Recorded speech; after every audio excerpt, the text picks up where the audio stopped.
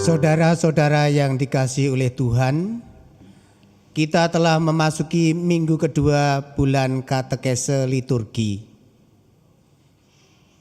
Di dalam ibadah bulan katekese liturgi ini, kita diajak untuk semakin dapat menghayati kasih serta kemurahan Tuhan Allah melalui sebuah perjumpaan antara Tuhan Allah dan umat-Nya.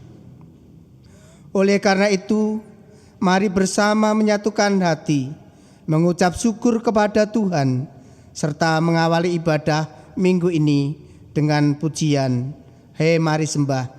Jemaat dimohon bangkit berdiri.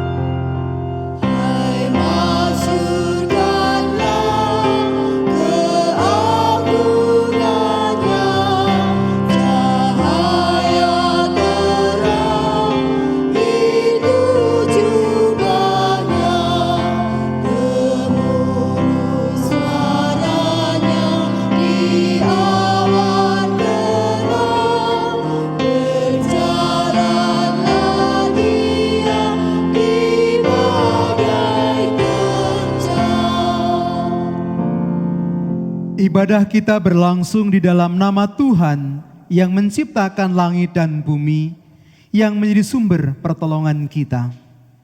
Amin. Kasih karunia dan damai sejahtera dari Allah Bapa dan dari Tuhan Yesus Kristus menyertai saudara sekalian.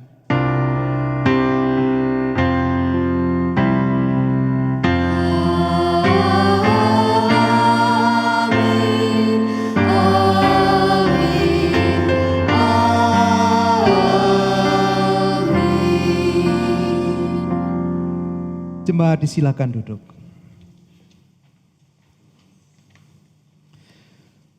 Saudara-saudara yang terkasih di dalam Tuhan Yesus, perjumpaan dengan sesama di dalam ibadah menjadi kesempatan bagi kita untuk semakin menghayati kemurahan Tuhan Allah yang tercurah melalui kehidupan persekutuan.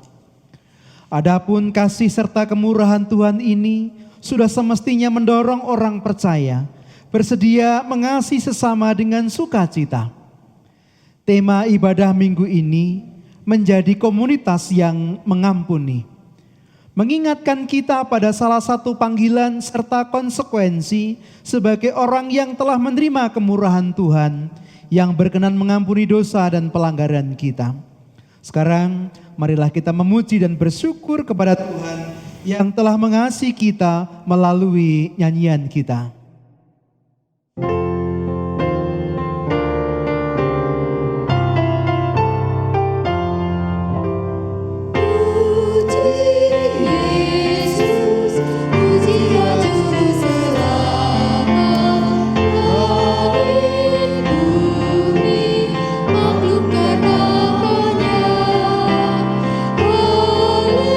Haleluya, nyanyilah para malaikat.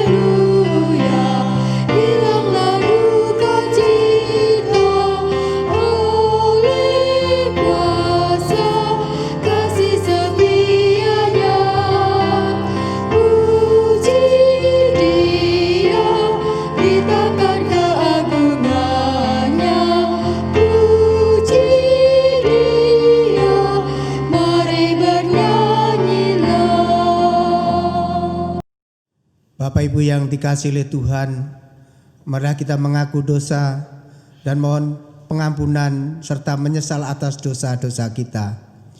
Saudara-saudara yang dikasihi Tuhan, sebagai orang yang telah menerima kasih serta kemurahan Tuhan Allah melalui pengorbanan Kristus Yesus, kita telah menerima panggilan, kasihilah Tuhan Allahmu dengan segenap hati dan jiwamu dan dengan segenap akal budimu, serta kasihilah sesamamu manusia seperti dirimu sendiri. Marilah dengan kerendahan hati kita membawa segala dosa-dosa kita di hadapan Tuhan karena belum mampu melakukan perintah-Nya, seraya memohon pengampunan atas segala dosa serta pelanggaran kita. Kidung penyesalan, mari kita naikkan pujian Kidung Jemaat 27 bait 1 dan 2.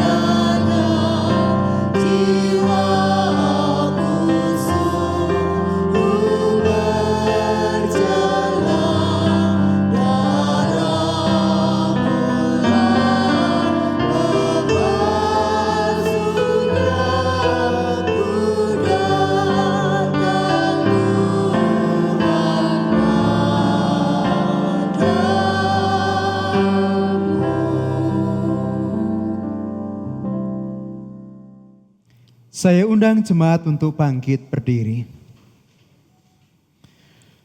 Saudara-saudara, terimalah anugerah pengampunan dari Tuhan melalui kitab Mika pasal yang ke-7 ayat 18 sampai dengan 19 demikian.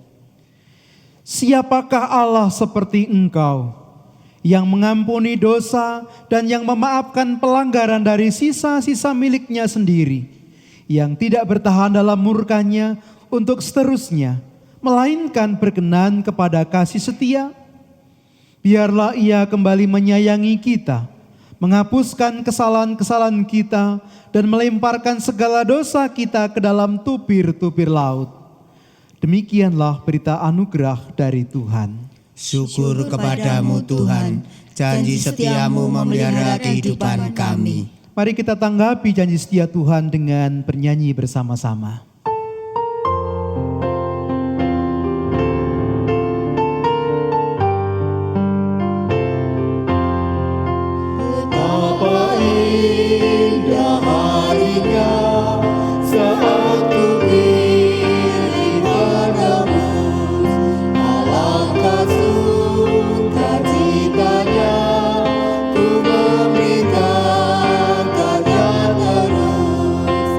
Indahlah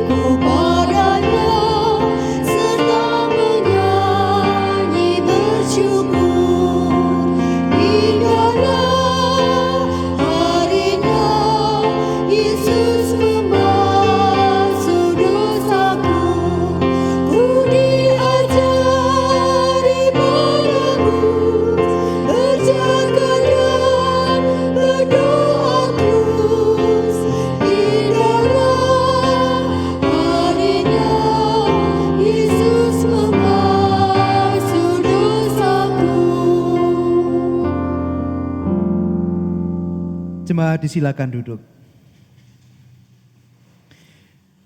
Mari kita bersama-sama berdoa sebelum kita menerima firman Tuhan. Bapa di dalam Tuhan Yesus Kristus, bersabdalah, karena kami kekasih-kekasih-Mu telah siap menerima firman-Mu sebagai petunjuk bagi kehidupan kami yang baru. Urapi kami dengan Roh Kudus-Mu, supaya kami tidak hanya menjadi pendengar, tapi pelaku firman juga dalam kehidupan kami. Demi nama Kristus kami berdoa. Amin. Ibu bapak dan saudara-saudara yang dikasihi Tuhan, anak-anak yang terkasih, firman Tuhan akan kita baca dari Injil Matius pasal yang ke-18 ayat yang ke-21 sampai dengan 35. Matius 18 ayat yang ke-21 sampai dengan 35, demikian kesaksian akan firman Tuhan. Kemudian datanglah Petrus dan berkata kepada Yesus, Tuhan, sampai berapa kali aku harus mengampuni saudaraku jika ia berbuat dosa terhadap aku? Sampai 7 kali? Yesus berkata kepadanya, bukan, aku berkata kepadamu, bukan sampai 7 kali, melainkan sampai 70 kali 7 kali. Sebab hal kerajaan surga seumpama seorang raja yang hendak mengadakan perhitungan dengan hamba-hambanya. Setelah ia mulai mengadakan perhitungan itu, dihadapkanlah kepadanya seorang yang berhutang 10.000 talenta. Tetapi karena orang itu tidak mampu melunaskan hutangnya, raja itu memerintahkan supaya ia dijual beserta anak istrinya dan segala miliknya untuk pembayar hutangnya. Maka sujudlah hamba itu menyembah dia, katanya, sabarlah dahulu, segala hutangku akan kulunaskan. Lalu tergeraklah hati raja itu oleh belas kasihan akan hamba itu, sehingga ia membebaskannya dan menghapuskan hutangnya. Tetapi ketika hamba itu keluar, ia bertemu dengan seorang hamba lain yang berhutang 100 dinar kepadanya. Ia menangkap dan mencekik kawannya itu, katanya, bayar hutangmu. Maka sujudlah kawannya itu dan memohon kepadanya, sabarlah dahulu, hutangku itu akan kulunaskan. Tetapi ia menolak dan menyerahkan kawannya itu ke dalam penjara sampai dilunaskannya hutangnya.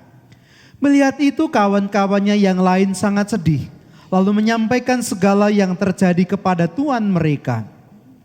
Raja itu menyuruh memanggil orang itu dan berkata kepadanya, hai hamba yang jahat, seluruh hutangmu telah kuhapuskan karena engkau memohonkannya kepadaku. Bukankah engkau pun harus mengasihani kawanmu seperti aku telah mengasihani engkau? Maka marahlah tuannya itu dan menyerahkannya kepada algojo-algojo sampai ia melunaskan seluruh hutangnya. Maka Bapakku yang di surga akan berbuat demikian juga terhadap kamu apabila kamu masing-masing tidak mengampuni saudaramu dengan segenap hatimu. Saudara-saudara yang dikasihi Tuhan, demikianlah pembacaan firman Tuhan. Yang berbahagia ialah yang mendengarkan sabda Tuhan. Haleluya.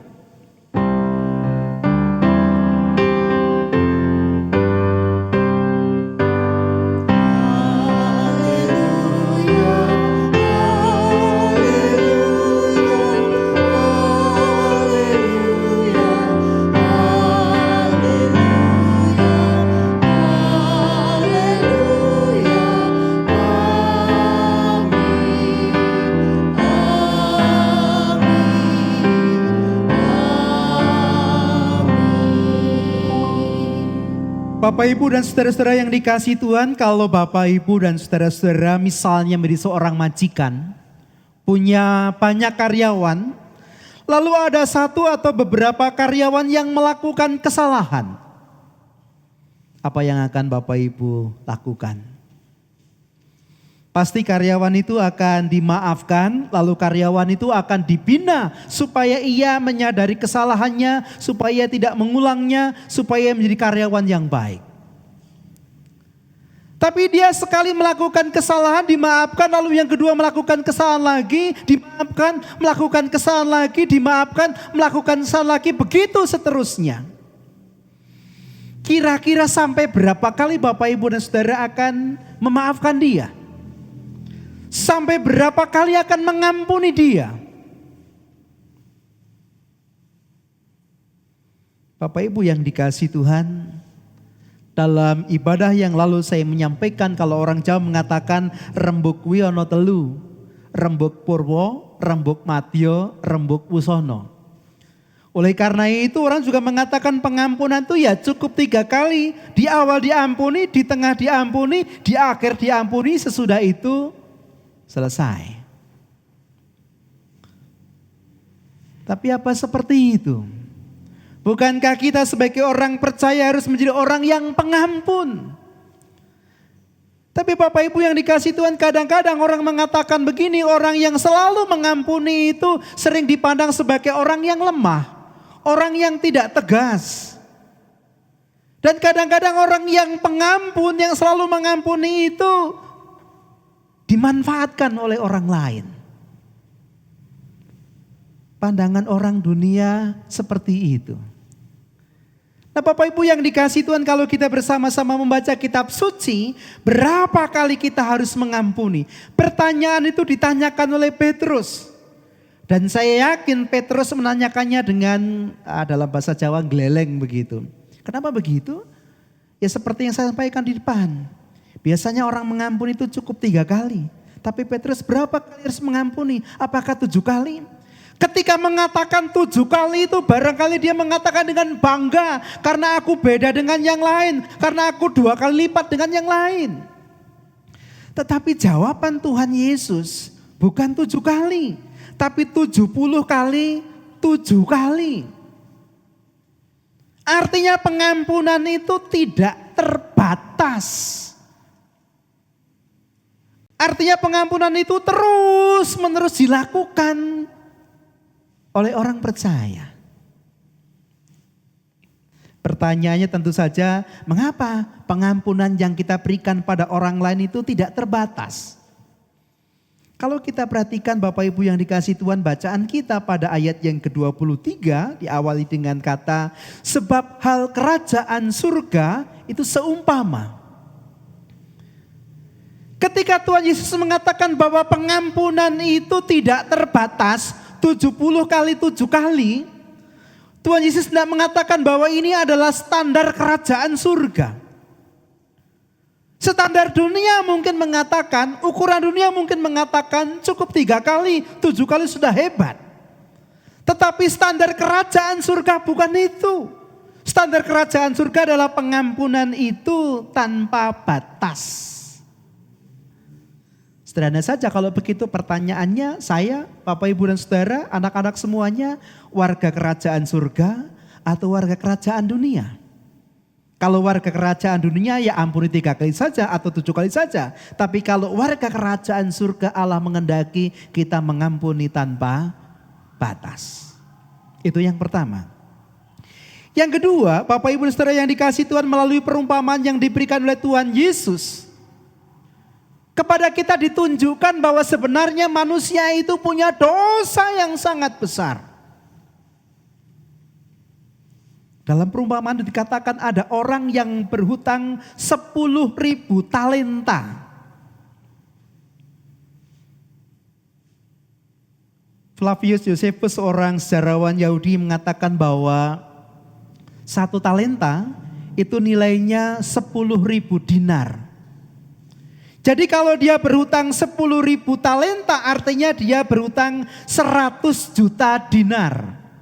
Padahal upah buruh 1 hari itu 1 dinar.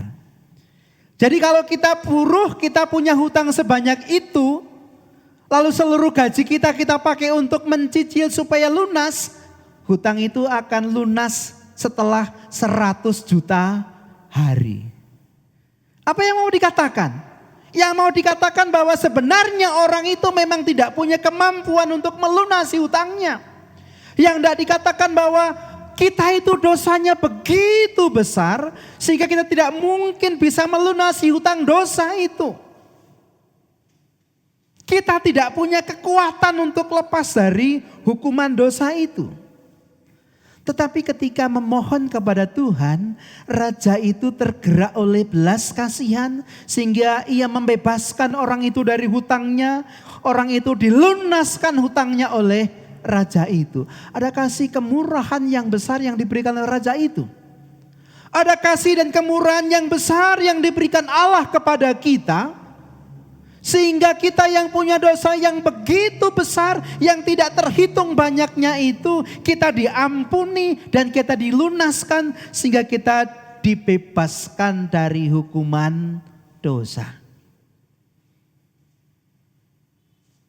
Karena Allah sudah terlebih dahulu mengampuni kita yang punya dosa yang begitu besar tak terhingga, maka sekarang kita dipanggil untuk mengampuni sesama kita.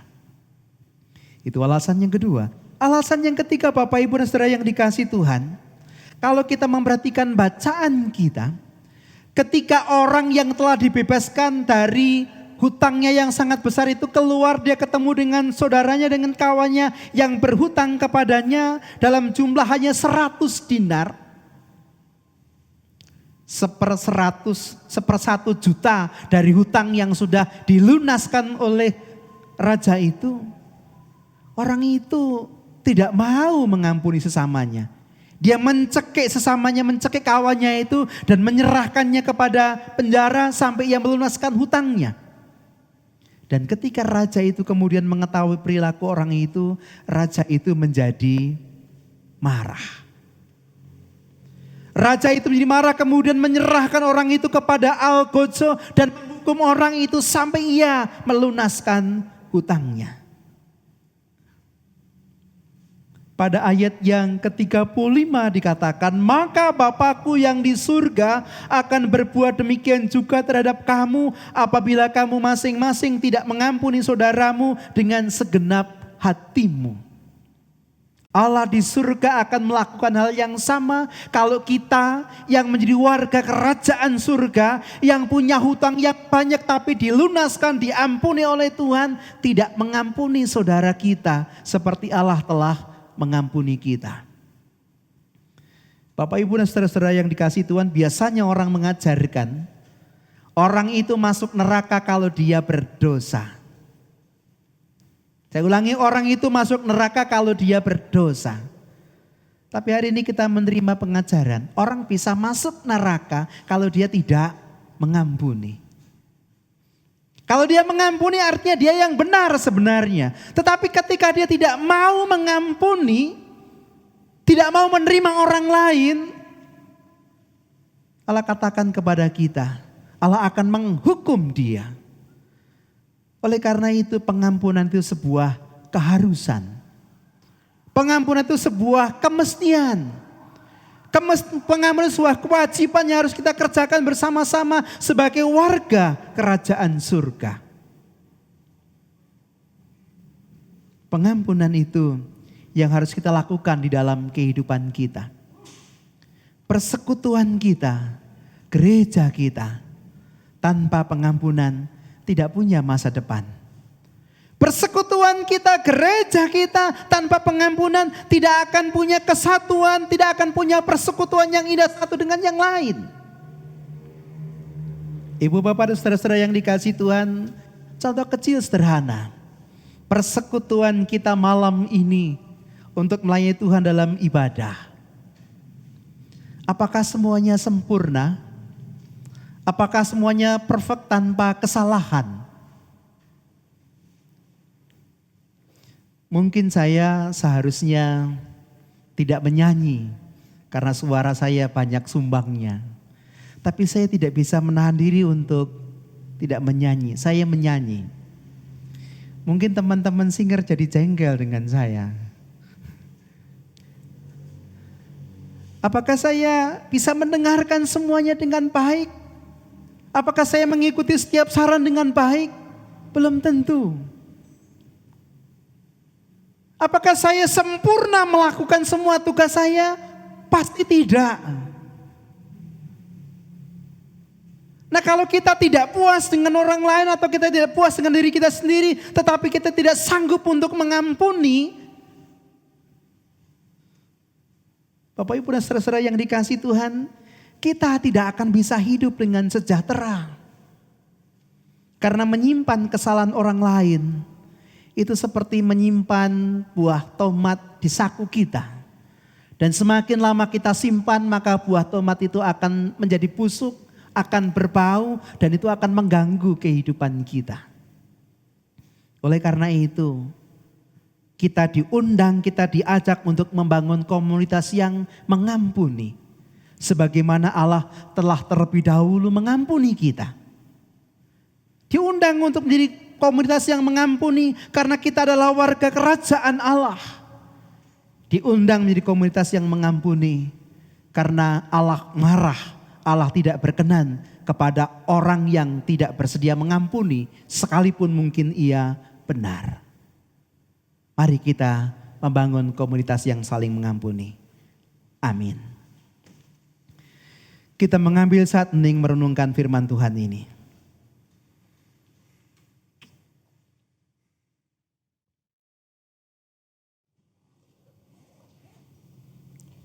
Saat hening cukup, jemaat dimohon berdiri. Marilah bersama dengan seluruh gereja Tuhan Yesus di muka bumi, kita meneguhkan iman kita dengan mengucapkan pengakuan iman kita seperti dalam pengakuan iman rasuli. Aku percaya kepada Allah Bapa yang Maha Kuasa, kali langit dan bumi, dan kepada Yesus Kristus anaknya yang tunggal Tuhan kita, yang dikandung daripada Roh Kudus, lahir dari anak darah Maria, yang menderita di bawah pemerintahan Pontius Pilatus, disalibkan, mati dan dikuburkan, turun ke dalam kerajaan maut. Pada hari yang ketiga, bangkit pula dari antara orang mati, naik ke surga, duduk di sebelah kanan Allah Bapa yang Maha Kuasa, dan akan datang dari sana untuk menghakimi orang yang hidup dan mati. Aku percaya kepada Roh Kudus, gereja yang kudus dan am, persekutuan orang kudus, pengampunan dosa, kebangkitan daging, dan hidup yang kekal. Jemaat disilakan duduk. Kasih Tuhan, mari bersama-sama kita tunduk dalam doa, kita naikkan syafaat kita. Ya Bapa yang Maha Kasih, kami bersyukur atas sabda yang telah kami dengar, yang meneguhkan kami akan sukacita pemberian Tuhan. Kami yang berdosa, kami yang tidak sanggup lepas dari hukuman atas dosa, telah Engkau ampuni dan Engkau angkat kami untuk menjadi warga kerajaan Allah. Oleh karena itu mampukanlah kami ya Tuhan, untuk membangun komunitas yang saling mengampuni, sebagaimana Engkau telah mengampuni kami.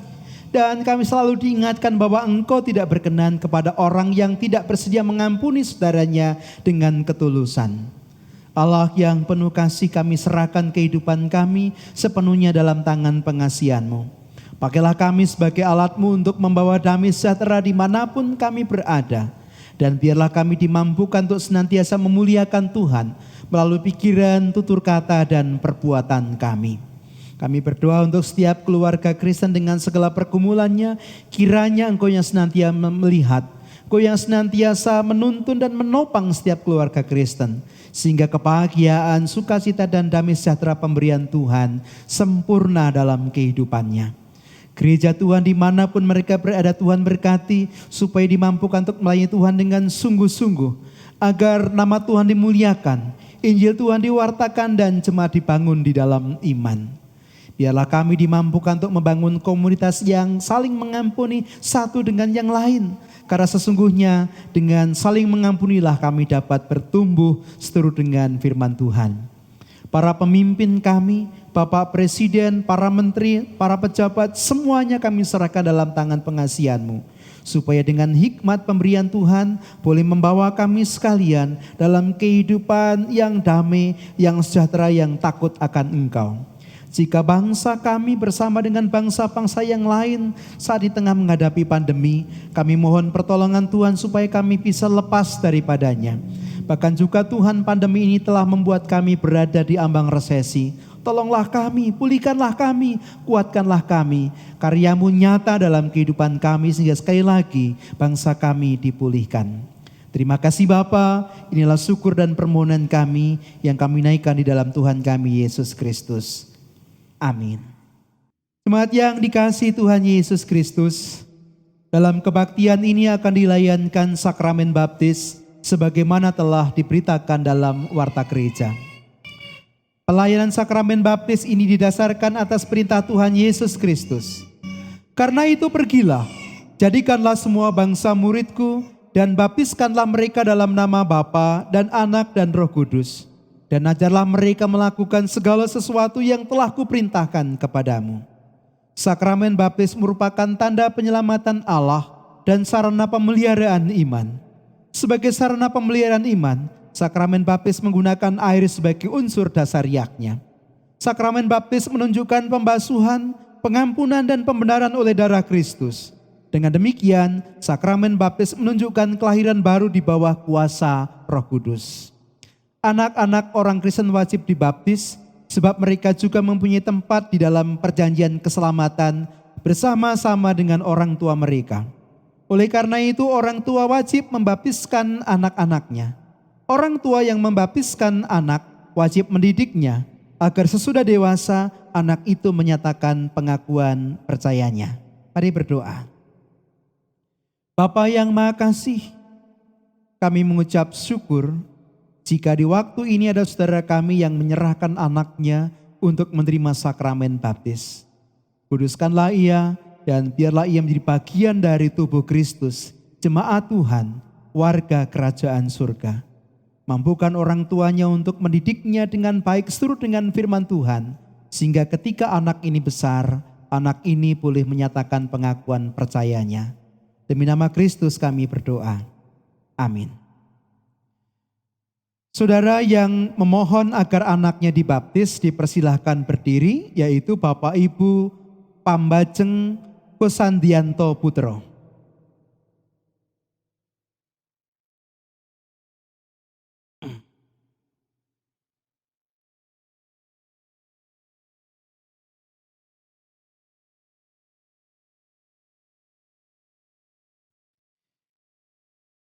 Supaya jelas bahwa saudara percaya bahwa anak saudara juga dikaruniai keselamatan, serta saudara bersedia mendidik anak saudara agar ketika dewasa ia menyatakan pengakuan percayanya, saudara disilakan menjawab pertanyaan-pertanyaan berikut ini.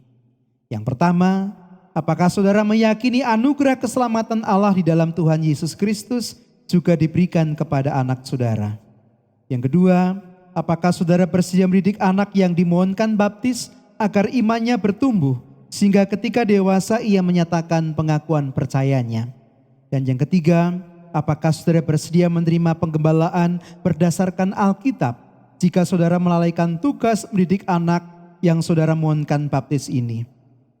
Bagaimana jawab Bapak Ibu Pambajeng Kosandianto Putro? Jemaat yang dikasih Tuhan, kekasih-kekasih kita ini menjawab dengan jawaban ya dengan sepenuh hati. Disilakan untuk bersujud.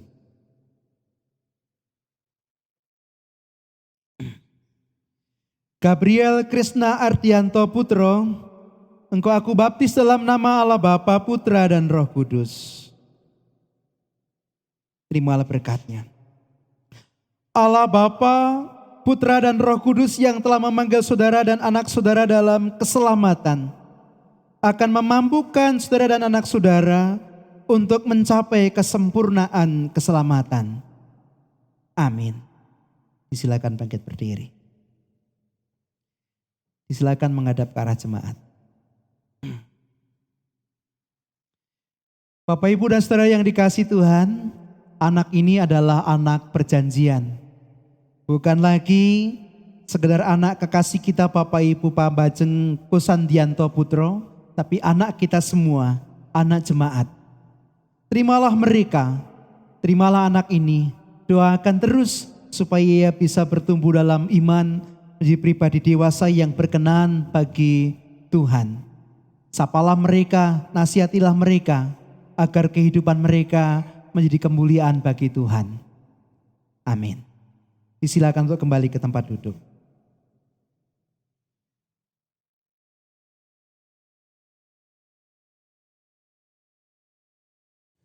Bapak Ibu Saudari yang terkasih dalam Tuhan Yesus, pada ibadah hari ini kita diberikan kesempatan untuk mengaturkan persembahan.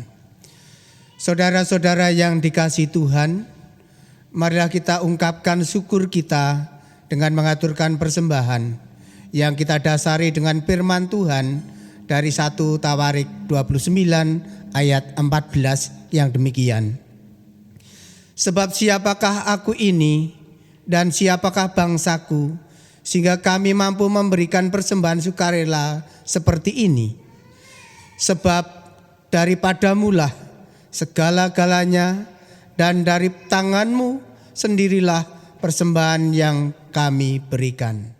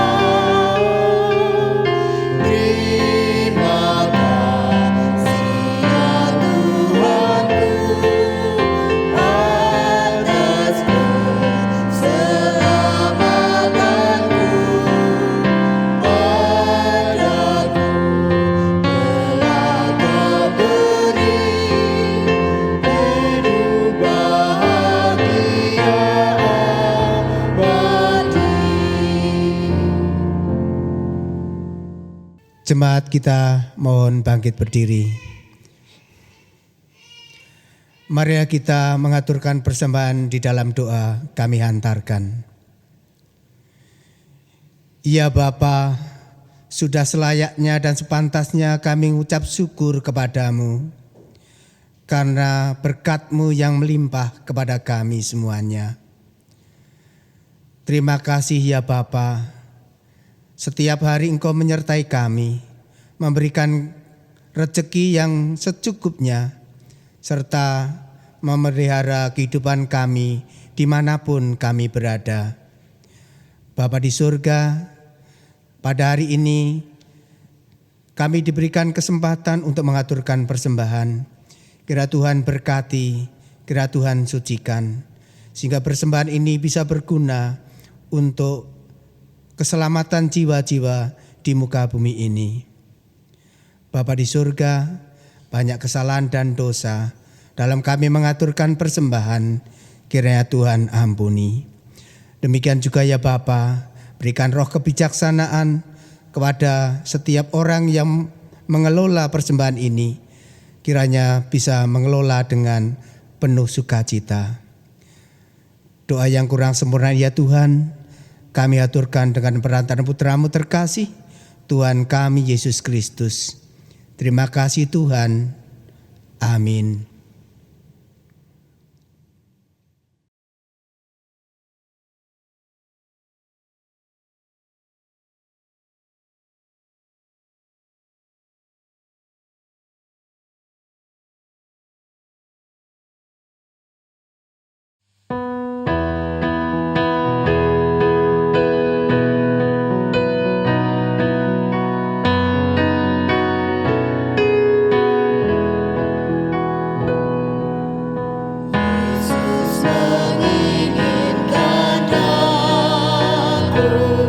bersinar baginya. Dimanapun ku berada, ku mengenangkannya. Bersinar, bersinar, itulah kehendak Yesus. Bersinar, bersinar, aku bersinar terus.